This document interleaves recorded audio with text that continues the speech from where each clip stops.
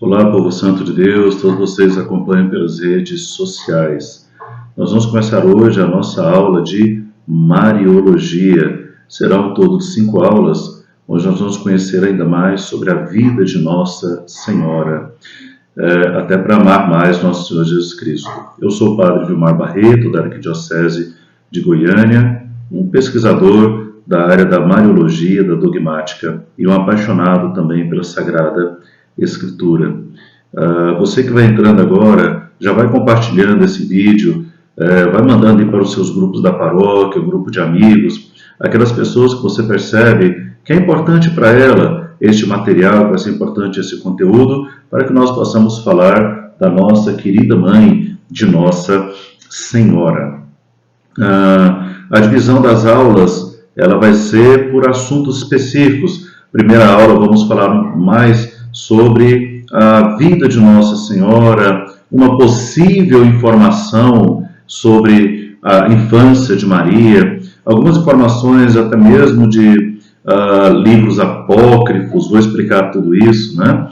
E se você quiser, já tem o primeiro curso, esse é o segundo curso de Mariologia, esse é o módulo 2. No primeiro módulo de Mariologia, nós tivemos também 5 aulas, já está no meu YouTube, Padre Vilmar Barreto. Basta você ir lá na playlist de cursos e ali você vai encontrar esse primeiro curso de Mariologia. Já o segundo módulo, estamos vendo agora, também composto de 5 aulas, ele tem temas um pouco parecidos com o primeiro módulo, mas ele tem muito mais temas que eu trouxe que não tem no primeiro módulo. Por exemplo, aqui eu vou falar mais sobre o proto-evangelho, que eu não comento lá. Vou entrar em um assunto mais específico. No curso anterior eu falei muito sobre a graça, né, o aspecto da graça, do Keharitomene, a graça em Maria, aquela que é transbordante graça. Agora eu vou tratar mais de umas questões bíblicas, também mais pastorais, também com vocês. Lembrando que esse curso, ele também serve para a consagração a Nossa Senhora.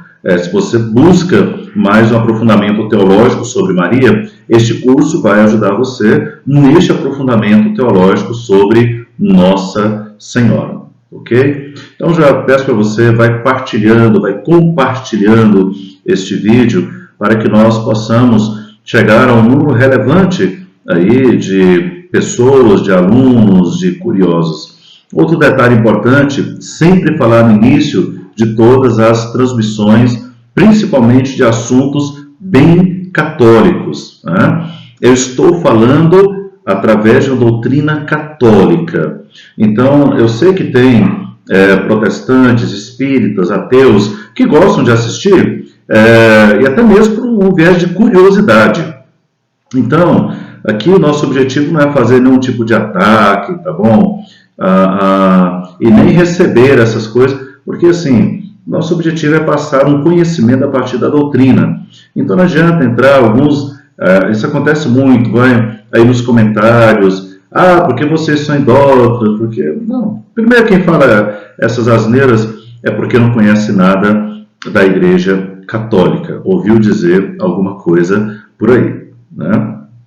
Pois bem, então o pessoal já está entrando, vamos iniciar neste momento, de forma oficial, o nosso curso módulo 2 de Mariologia. Curso para você que gosta de um conhecimento mais aprofundado sobre a vida de Nossa Senhora e para você também que está buscando, além do conhecimento sobre a vida de Nossa Senhora e as implicações de Nossa Senhora dentro da fé católica e dentro da história da salvação, mas que também tem como objetivo a renovação ou a consagração à Nossa Senhora Aparecida.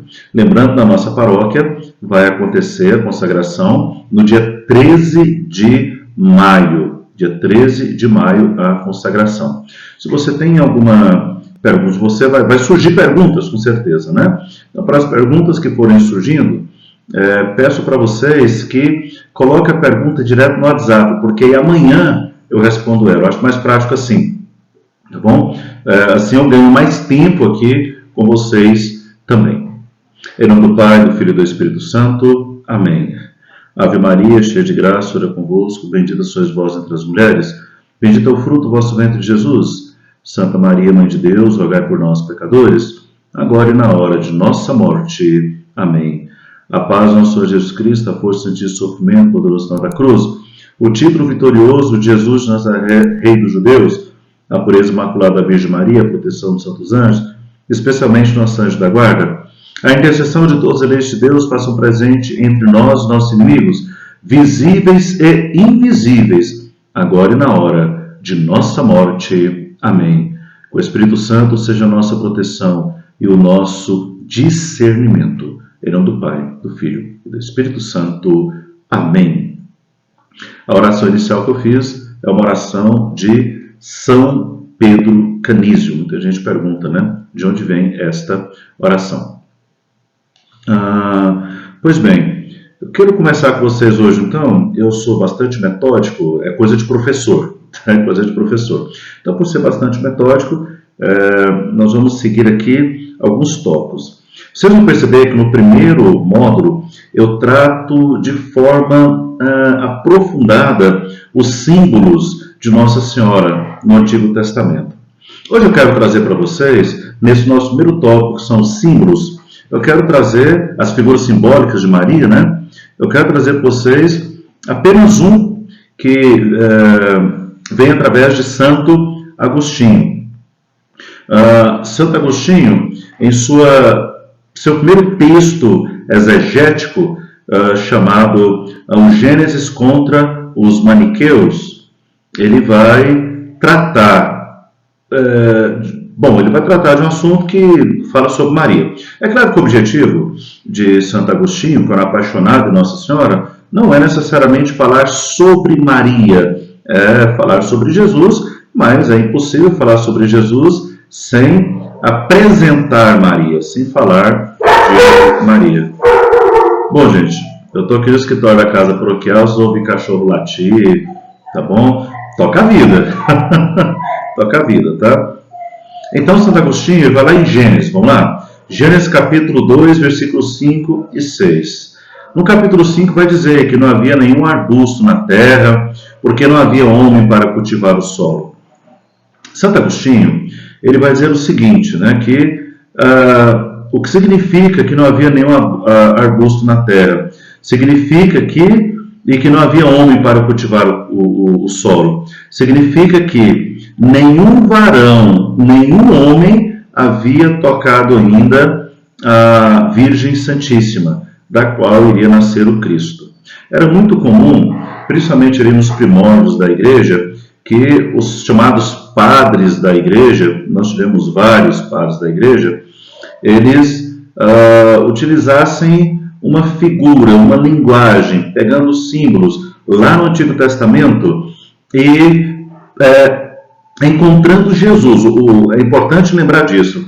O objetivo dessas figuras não era encontrar Maria, era encontrar Jesus, né? Então, o primeiro Adão feito da terra.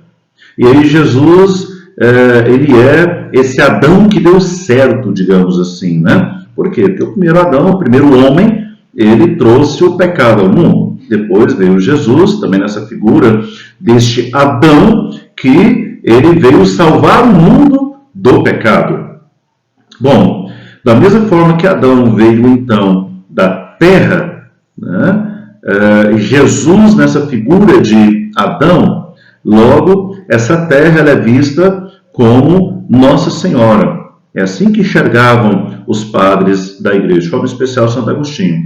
Então ele vai falar que não existia ainda nenhum varão para tocar a Virgem Santíssima, e ainda assim ela ficou grávida. Amém? Esse é o primeiro tópico. Vamos lá, tem o versículo 6 também, né? Também vai dizer que uma fonte brotava da terra e regava toda a sua superfície. Também, ainda Santo Agostinho, ele vai dizer que essa superfície da terra é o rosto de Maria, é a face de Maria, né? E que era o Espírito Santo quem irrigava essa terra. E aí vem essa compreensão. Lembrando, de novo, Santo Agostinho, a princípio, não quer falar sobre Maria. Santo Agostinho está falando sobre Jesus Cristo e, ao encontrar Jesus Cristo nessa linguagem profética, e simbólica do Antigo Testamento, ele acaba mostrando também e acaba, na verdade, reconhecendo que ali existe uma participação muito direta naquelas figuras e que remete a Nossa Senhora. Então está aí Gênesis capítulo 2, versículos 5 e 6. Vou comentar somente esta figura simbólica. Agora, o primeiro módulo, dá uma olhadinha lá no YouTube, você vai perceber que eu coloco ali 6 ou 7, né? Maria, a escada de Jacó, Maria, a arca da aliança, e por aí vai. Maria nas mulheres que a gente percebe ali no Antigo Testamento, especialmente Judite, Ana, a mãe de Samuel, bom, e por aí vai. Esse é o primeiro tópico do nosso curso. O segundo tópico é Maria, ela é de qual tribo? Então vamos entender aqui. Os filhos de Jacó, depois de tudo aquilo daquela história que nós já conhecemos, vocês conhecem, vamos adentrar aqui agora, né? Que eles foram para o Egito, encontraram com José, José recebeu eles, e cada um deles tinha uma função daquilo que era próprio para que pudesse crescer o povo de Israel. Assim, colocando em evidência e em prática aquilo que Deus havia prometido a Abraão: darei uma grande descendência. Abraão significa pai de muitos povos. Então, Jacó, ele tem os seus filhos, e desses filhos nós temos a chamada tribo de Israel. Nós sabemos muito bem que das tribos, muitas foram conhecidíssimas, como o caso da tribo de Judá, de Benjamim e a de Levi, né? Principalmente essa de Levi e a de Judá. A de Judá, principalmente por causa de Davi, né? E a de Levi, nós temos aí o caso de Arão, irmão de Moisés, que era um sacerdote. Então as tribos identificavam ali quem era o povo de Israel e qual era, a partir ali, da sua descendência e também qual que é a árvore genealógica de onde eles vieram, né? Os antecedentes a eles. E formando assim o povo de Israel. E a pergunta é, Maria, ela era de qual tribo? Bom, aqui também nós temos uma fala de Santo Agostinho, e eu vou fazer um comentário, não estou refutando, pelo amor de Deus, Santo Agostinho, mas é um comentário válido, tá? Só perceber aqui. Então, para Santo Agostinho, Nossa Senhora, ela vinha de duas tribos. Primeiro, ela vinha da tribo de Davi. Por quê? Ele remete lá a Romanos, capítulo 1, versículo 3, onde São Paulo vai dizer o seguinte: e que diz respeito ao seu filho, nascido da estirpe de Davi, segundo a carne. O que significa isso? São Paulo está dizendo o seguinte, vamos entender a cabeça de São Paulo aqui agora. Ele sabe muito bem que toda a história de Jesus Cristo, do anjo que apareceu a Maria, São Paulo sabia de tudo isso, é fato. Isso é um fato. Os apóstolos sabiam de tudo isso, né, de como havia acontecido. Lucas detalha muito bem que Lucas não é apóstolo, Lucas é um evangelista, não um apóstolo. Os apóstolos foram Mateus e João. Marcos e Lucas não foram apóstolos, mas evangelistas. E também Mateus e João, obviamente, evangelistas, né? Então, na cabeça de São Paulo é assim: eu já conheço a história da Virgem Maria, eu já sei que o anjo apareceu para ela, e eu já sei que o Espírito Santo cobriu ela com a sua sombra, e que, a partir deste momento, ela ficou grávida. Só que aqui ele faz uma afirmação, fazendo o seguinte: olha, que diz respeito ao seu filho, nascido da estirpe de Davi, e ele vai colocar, segundo a carne. Qual a necessidade de Paulo ter que informar que era segundo a carne? Porque Paulo, ele quer afirmar e reafirmar que a descendência não foi só de José, para que Jesus ele tivesse a estirpe, para que Jesus ele tivesse a linhagem de Davi, da tribo de Judá. Não, ele está dizendo o seguinte: olha, também de Maria, também da mãe. porque a parte, digamos assim, da carne, do sangue, humanamente é de Maria. Então, é como se ele tivesse feito também, na sua pesquisa, algo que deixasse claro para ele. Maria também fazia parte da tribo de Judá. Né? Mas nós olhamos aí mais para frente, vai dizer também isso, vai dizer Santo Agostinho, ele fala o seguinte, mas também ela teria sido da estirpe, da tribo, da linhagem sacerdotal. Né? Por quê? Zacarias, ele era um sacerdote, esposo de Isabel. Isabel, que não necessariamente era prima de Maria, mas Isabel, ela era uma parenta. E pela proximidade ali de Maria e até ela, então, existia uma certa proximidade, né? Redundante mas é isso mesmo. Então, existia uma certa proximidade. Então, nesse caso, Santo Agostinho está dizendo o seguinte, olha, Maria, ela tem na família dela uma linhagem que é da tribo de Davi e tem uma linhagem que é da tribo de Levi, que é a tribo sacerdotal. Mas aqui a gente pode fazer uma certa consideração. A mulher, não, a tribo da mulher era qual? Era a tribo do esposo. Né? Então, meu esposo é de qual tribo? Meu esposo é no caso de Maria, né? Se ela perguntasse, qual que é a tribo do meu esposo? Qual que é a linhagem? Qual que é a estirpe? Olha, a linhagem é de Davi. Então, significa que naquele exato momento, Nossa Senhora também passa a ser dessa tribo. E ela sendo dessa tribo, não teria problema nenhum em falar que Jesus, ele havia nascido na tribo de Davi também segundo a carne. Era uma referência que fazia. Então, assim, eu não estou refutando Santo Agostinho, pelo contrário, estou explicando que uma outra possibilidade também haveria de ser. Né? Vocês entenderam muito bem isso. Né? Se não entendeu, pode colocar o comentário aí, ou depois do vídeo você volta e dá uma olhada novamente no vídeo. E ele vai dizer também que poderia ser da estirpe sacerdotal, por causa de Zacarias. Bom, aí haveria uma certa distância, né? Difícil saber exatamente se era Zacarias que era um parente próximo de grau de Nossa Senhora, ou se era Isabel que era um parente próximo de grau de Nossa Senhora. Devido a essa dificuldade também, talvez seja um pouco complicado nós afirmarmos qual é a linhagem de Nossa Senhora, ou melhor, não é qual é, nós sabemos que a linhagem dela, a linhagem de Davi, né, por causa de São José, e também por esse argumento, que me parece muito forte, de Santo Agostinho, que pode ser que na família dela, que seria o pai dela, São Joaquim, já seria também dessa tribo. Mas não tem nada muito certo que ele era um sacerdote, né, São Joaquim. Mas enfim, são coisas importantes que a gente pode levar aqui para as nossas conclusões de estudo. Tá? Então, são dois tópicos. O primeiro tópico nós falamos sobre as figuras simbólicas. No módulo 1, que já está no YouTube, nós temos mais, eu coloquei muito mais informações, mas aqui eu resolvi colocar uma, que era de Santo Agostinho.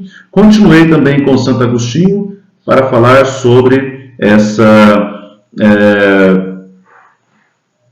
tribo, estirpe, linhagem de Nossa Senhora, se seria realmente davídica ou se ela seria sacerdotal. No final, nós podemos falar o seguinte: Jesus ele tinha uma linhagem real por causa de Davi e sacerdotal por causa de Arão. Se nós considerarmos, então, a ideia de Santo Agostinho. Tá? Continuemos aqui, agora para falar sobre os pais de Nossa Senhora, e dentro disso vamos falar também do próprio Evangelho de Tiago.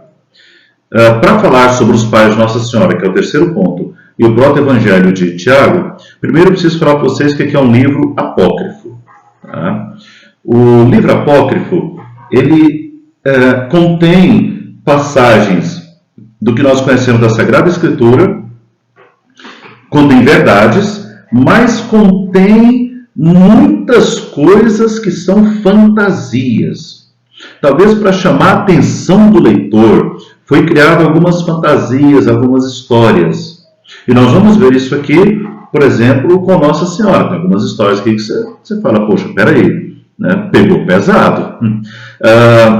Tudo que está na Sagrada Escritura é verdade, podemos acreditar firmemente, é verdade. Por mais que seja uma história de alguém contando um fato, uma parábola, mas é verdade o fato daquilo que está sendo transmitido para a gente. Isso é verdade. Já os livros apócrifos, não. Os livros apócrifos, eles podem trazer algum tipo de confusão, algum tipo de ilusão também, né? Além da confusão, algumas ilusões. São fantasias, tem muita fantasia, mas tem muita coisa que, de fato, é verdade. Então, eu vou passar pelo proto-evangelho de Tiago, apenas comentando partes. É claro que depois ele foi separado em capítulos, né? Mas se você pega o modelo mais anterior, ele é separado por partes. Primeira parte, segunda parte, terceira parte, quarta parte. Me parece que ele vai até o 22 ou 23, não tenho certeza, mas é uma quantidade de partes. Então, na parte 1 e na parte 2, vai falar sobre Joaquim e Ana. Aqui a gente já tem algumas contradições, porque vai dizer que Joaquim era rico e que Ana era estéril, né? Então, é isso que nós temos aqui na parte 1 e na parte 2. Poderia ser capítulo 1, capítulo 2 também. Bom, pelo que nos parece, tanto José quanto Maria, eles eram pobres, até pela oferta que eles deram no templo, né? Quem levava as pombinhas era pobre. Quem levava ali um novilho cevado, um cordeiro, enfim, né? Era considerado uma pessoa que tinha uma condição melhor. No caso deles, né? Mas tudo bem, vai dizer que Joaquim era rico e que Ana ela era estéril. E aqui tem uma coisa interessante, porque aqui já fala do nome dos pais de Nossa Senhora. Mas se você pega outros textos da tradição, você também vai encontrar os mesmos nomes. Mesmo nome, né? Então, assim, aí a igreja entendeu. Bom, se esses nomes se repetem tanto, então é verdade. O pai de Nossa Senhora se chamava então Joaquim, a mãe de Nossa Senhora chamava Ana, os avós de Jesus, né? Vamos deixar claro que este livro, ele possivelmente foi escrito entre o ano 60 ou até o final do segundo século depois de Cristo. Então é muito difícil falar que tem originalidade dele.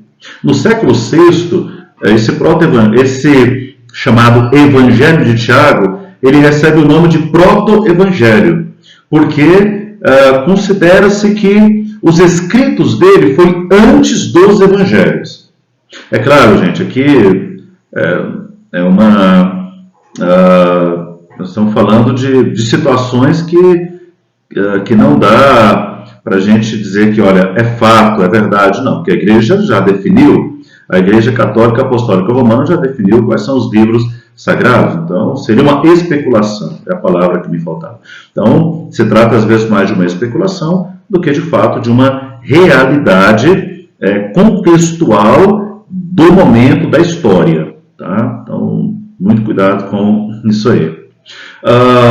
Mas esse chamado Evangelho de Tiago, ele foi, assim, até um livro muito admirado por Clemente de Alexandria, ali também por Orígenes, quer dizer, teve algumas pessoas, e santos também, dos primórdios da Igreja Católica, que eles já admiravam o texto, porque no texto trazia algumas coisas importantes sobre a história de Nossa Senhora e que poderia ser credível. Quer dizer, a gente poderia até acreditar. Na parte 5, nós temos o nascimento de Maria. Na parte 6 desse livro, ele vai falar sobre algo que é muito questionável, que os sacerdotes louvavam o nascimento de Maria e abençoaram Maria. Tem um relato, eu não me recordo agora, isso não é muito bom para a aula, a gente tem que sempre passar as fontes, mas acredita em mim, tá bom? De que um rabino, ele chegou a escrever o seguinte: eu prefiro morrer do que ensinar uma mulher. Eu prefiro morrer do que ensinar uma mulher. Né? E aqui não vamos ficar com essa frescura, é feminino, né? Não tem nada a ver com isso não. Tá? Era o pensamento da época, uma mentalidade patriarcal, mas muito diferente do que se entende hoje, porque o patriarcal hoje é uma ofensa. Né? Não, é um pensamento muito tranquilo, muito comum daquela época, com o pensar nosso daquela época, tá bom? Não seja bitolado e vai começar a criar esses nomes aí, esses apelidos, pseudos, para chamar de patriarcal enquanto uma opressão. Isso é coisa de gente besta, tá? Mas por que então que é questionável? A mulher ela não tinha esse valor tão significativo naquela época. Criança, pior ainda. Então era meio difícil eles exaltarem uma criança e do sexo feminino. Não cai bem. Então aqui nós já temos uma certa fantasia. Tá? Continua. Na parte 8, vai informar que aos 13 anos Nossa Senhora ela foi levada para o templo e ficou até os 12 anos. Porque 12 anos já sabia, o caminho começava a menstruar, então não poderia ficar no templo, porque se menstruava, ela estava impura, e devido à questão da impureza, ela não poderia ficar no local que era considerado por eles sagrados. Tá?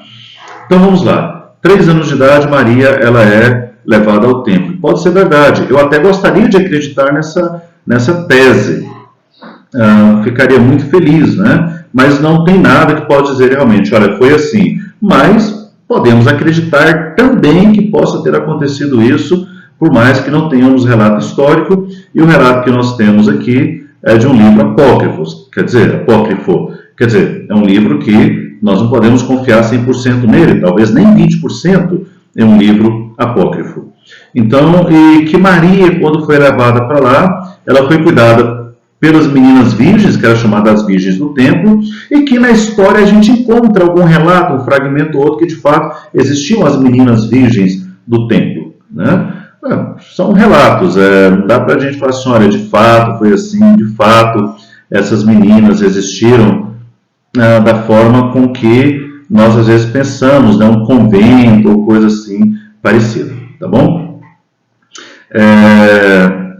Uma outra coisa que é uma fantasia, continua aqui na parte 8, que é muita fantasia, que os anjos vinham e alimentavam Maria. A ideia era pegar a imagem de Maria, colocar ao lado da imagem de Jesus, porque até o próprio Joaquim vai dizer nesse evangelho que ele passou também 40 dias e 40 noites no deserto. Né? Olha, aproximar de Jesus as características. Depois em Maria se coloca a mesma coisa. Os anjos serviram Jesus depois que ele foi tentado pelo demônio. Então os anjos agora também servem Nossa Senhora, também não, né? Inicialmente servem Nossa Senhora, depois também servem Jesus, mas que se torna mais uma crendice e não dá para acreditar tanto. Padre, se é isso tudo, o que o senhor está comentando? Porque agora virou moda pegar os livros apócrifos e falar que é verdade.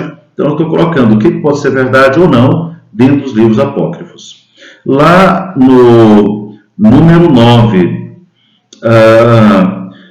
vai falar que José era viúvo, né? E que ali ele já pega Nossa Senhora, tirando ela do templo, né?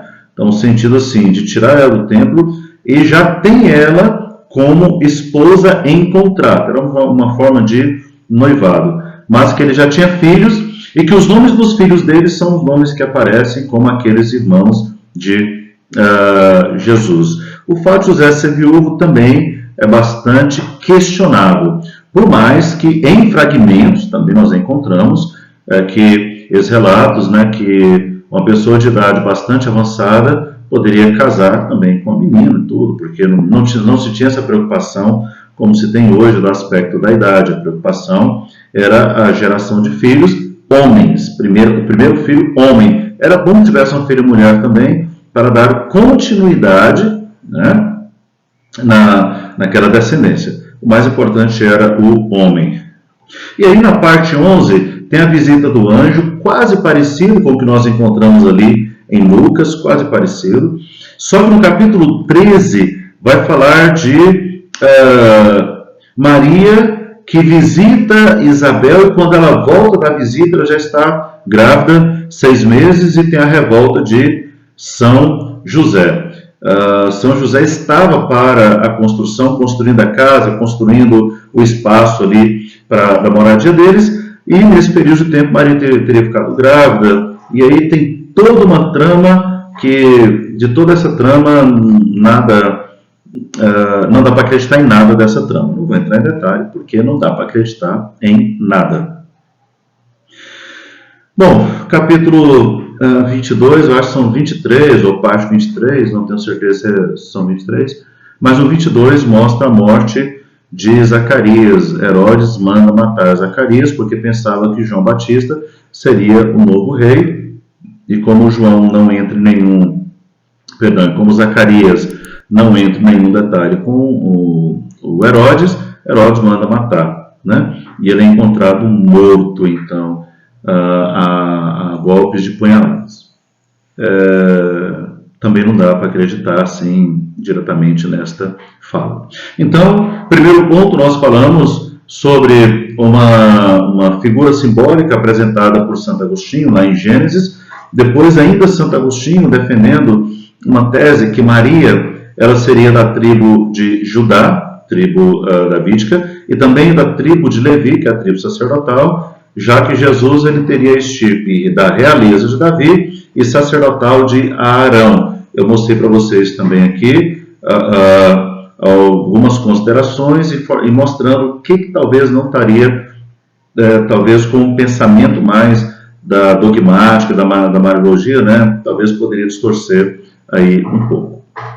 E também fiz um comentário com vocês aqui sobre os pais de Nossa Senhora, mas mostrando que isso está em um dos livros, né, que eu usei. Nós temos aí talvez os 5 apócrifos que vai falar sobre Maria, e nós usamos o apócrifo Proto-Evangelho de Tiago, mostrando que de fato é real, segundo a tradição e segundo a Bíblia, e aquilo que é só imaginação. Amém? Tem a sua dúvida, tem pergunta, manda para o WhatsApp que está aparecendo aí. Eu prefiro responder tudo no início de uma aula, para que depois a gente possa começar a aula. Eu vou responder na aula de... eu falei amanhã não. Quinta-feira. Nossa segunda aula, quinta-feira. Terceira aula, sexta-feira. Né? Então vamos continuar aqui. Maria, aqui a gente coloca como o quarto tópico, certo? Maria é uma mulher histórica e real. Histórica. Padre, mas se é histórica é real. Mas às vezes é um histórico cheio de criações em torno dela, né? Apócrifo, digamos assim. Não, Maria, a história dela é real. A história que nós encontramos no Evangelho é real. E é claro, teve muito mais a história de Maria, né? Ela aparece muito pouco na Sagrada Escritura, mas aparece a necessidade que Deus quis que ela aparecesse. Muitas coisas eu já falei, não vou comentar porque no módulo 1, que teve 5 aulas, eu fiz muitos comentários sobre a vida, a possível infância de Nossa Senhora e tudo mais. Então, onde Nossa Senhora morava? Ela vivia em sua casa, nos vamos encontrar em Lucas, capítulo 1, versículo 56, e depois do casamento dela, foi morar na casa de José. Nós encontramos lá em Mateus, capítulo 1, versículo 24. E qual era a subsistência de Nossa Senhora? Né? Aqui nós estamos falando dessa mulher que é real, entende? Estamos ainda falando dessa mulher que é real. É o nosso ponto 4 da aula de hoje. Então nós temos aqui, qual foi a sua subsistência? Ela era garantida, a sobrevivência dela a partir de quê? A partir do trabalho de José, que era um artesão. Né? Aparece muito como carpinteiro, é um termo bem popular, mas o termo correto para a época seria um artesão. E eles eram ricos? Essa mulher histórica e real era rica? Eu já comentei agora há pouco, dificilmente não, justamente porque na oferta que eles foram dar ao templo, na apresentação de Jesus, eles não levaram os animais para o sacrifício, que era o comum dos ricos levarem, né? Eles levaram as pombinhas, né? Enfim, então era muito diferente entre o rico e o pobre o que eles deveriam levar. Então, e aqui a gente já começa a bater de frente com o próprio proto-evangelho.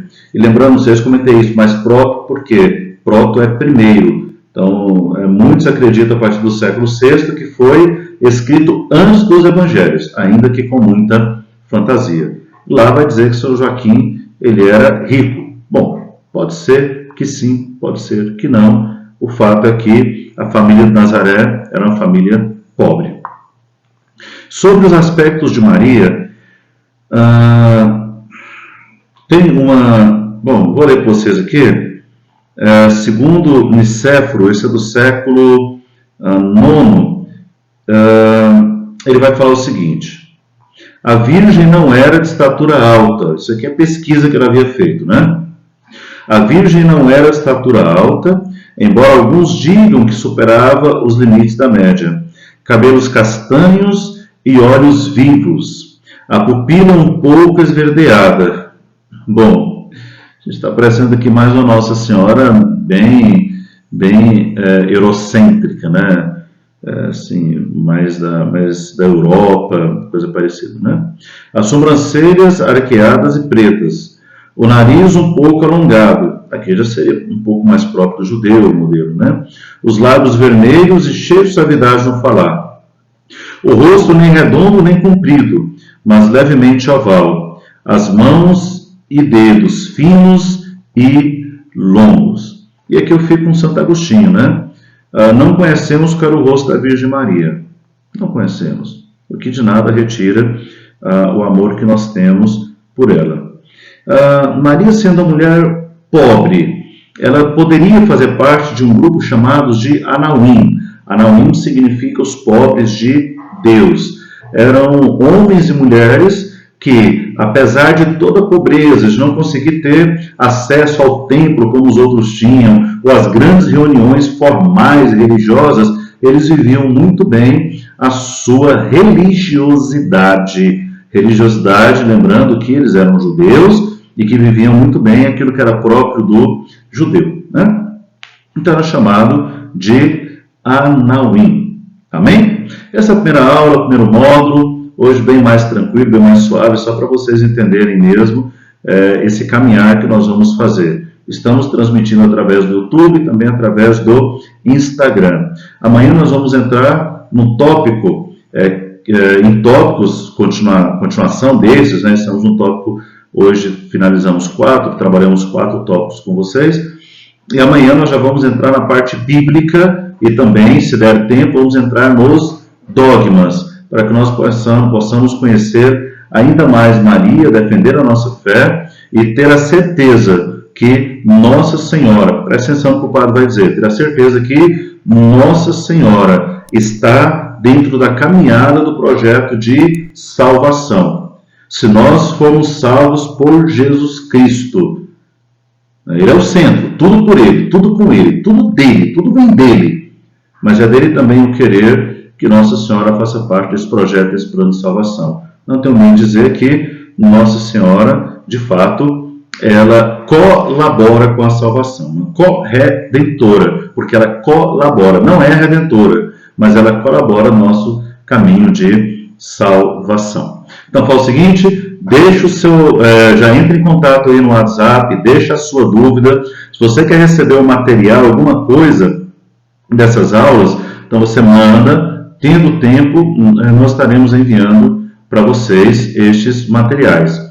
Se quer fazer a consagração, manda mensagem também para esse número, fala, Padre, eu quero fazer a consagração, para que você possa receber o certificado. E com o certificado você pode procurar uma igreja que faz a consagração, apresenta o certificado e você faz a sua consagração. Tá certo? Lembrando que nós estamos aqui em abril, maio, né, porque vai chegar maio também as aulas, então abril, maio de 2023. Senão alguém vai ver isso aqui lá em 2025 e vai pedir o certificado. Não, somente até a próxima semana. Então, aqueles que fizeram o curso até a próxima semana podem receber o certificado. Manda mensagem aí que nós vamos informar qual é o processo. Tá bom? Amanhã a gente continua com a nossa aula de Mariologia, vamos com tranquilidade, vamos com calma, para que vocês possam conhecer melhor Maria. Amanhã entraremos nas questões bíblicas sobre Nossa Senhora. Amanhã não, amanhã é quarta-feira, na quinta-feira, às 20h30. O Senhor esteja convosco, Ele está no meio de nós, por intercessão da Mãe Aparecida, abençoe-os Deus Todo-Poderoso, Pai, Filho e Espírito Santo. Amém. Benedictus Domini, Deum gratias.